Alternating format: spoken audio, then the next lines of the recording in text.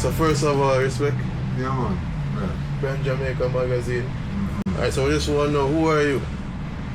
Well, my name is Bravo, everybody call me, you know. Yeah, that's my surname, you know. See, my name is Gaylord Oxley Bravo, by right, you know.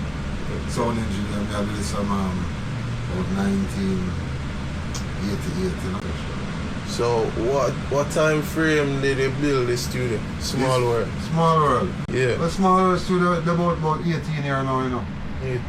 Yeah, so 19 years, you know. But they're right there. They're around the corner still, you know. So why you decide to keep the studio in Kingston? Well, me a Kingstonian, you know, me don't know nothing about no country.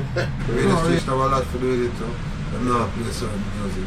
The musician and artist will get more money from touring and performing versus selling music. Yeah, and but residuals. even if you check it right now, in terms of artists alone, artists don't make no money from selling music again. So in terms of challenge, what would you say was your most challenging recording session? Because you've worked with a wide range. You know, so the most challenging time for me was when I was assistant engineer, I learned for record. What do you want your legacy to be? Not just for the studio, but in general for Jamaican music and Jamaica in general and itself. Like how you see your legacy?